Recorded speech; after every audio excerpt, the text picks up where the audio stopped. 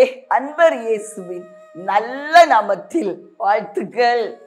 உங்களை தேற்றதுக்கு யாரும் இல்லைன்னு கவலையோட இருக்கீங்களா பிரியமானவர்களே?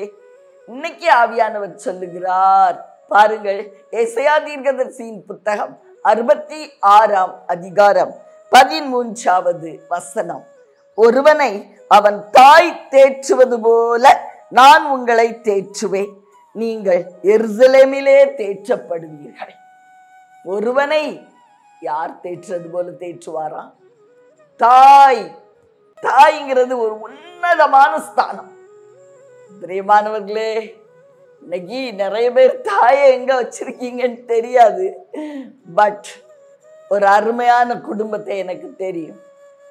வாலிப மகள் அந்த தகப்பனாருக்கு அவருடைய ஆவியில ஒரு பொல்லாத ஆவி குடிக்கொண்டிருந்தது.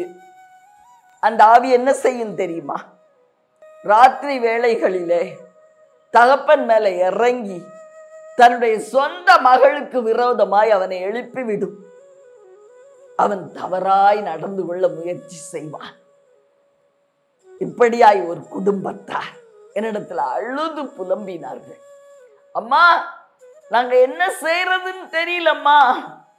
அந்த தாயார் சொன்னார்கள், நான் தூங்கி எத்தனையோ வருடமாகிவிட்டது.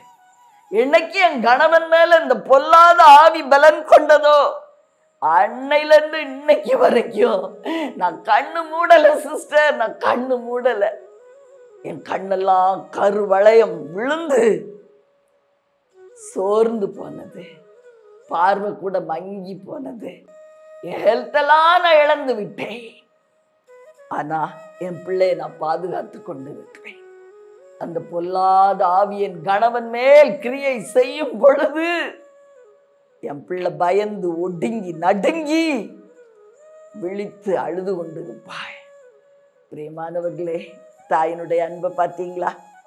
தூங்கி எத்தனையோ வருஷம் ஆச்சா, முழிச்சு தன் மகளை பாதுகாத்துக்கிட்டே இருந்தாங்க. இதுதான் தாயின் அன்பு, இதுதான் தாயின் அன்பு. பிரியமானவர்களே, நம்ம அப்பாவும் கூட அப்படித்தான். அவர் தூங்குவதும் இல்லை உறங்குவதும் இல்லைன்னு வேதம் சொல்லுகிறது. இன்னைக்கு ஏதோ ஒரு கஷ்டத்தில் அகப்பட்டு கண்ணீரோட இருக்கீங்களா? உங்களுக்கு தேற்றரவு எங்க இருந்து வரும் தெரியுமா?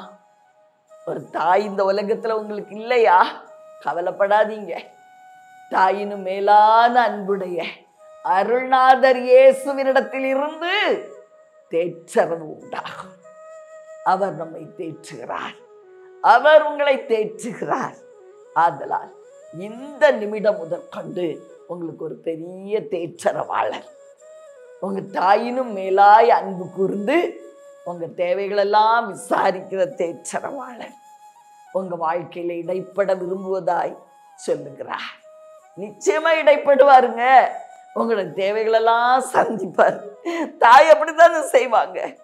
தன்னுடைய நகையை விற்றாவது பிள்ளைய காப்பாற்றுவாங்க, தன் பிள்ளையினுடைய கடனை அடைச்சு கொடுப்பாங்க, தன் பிள்ளைக்கு உதவி செய்வார்கள், ரிஸ்க் எடுத்து செய்வாங்க.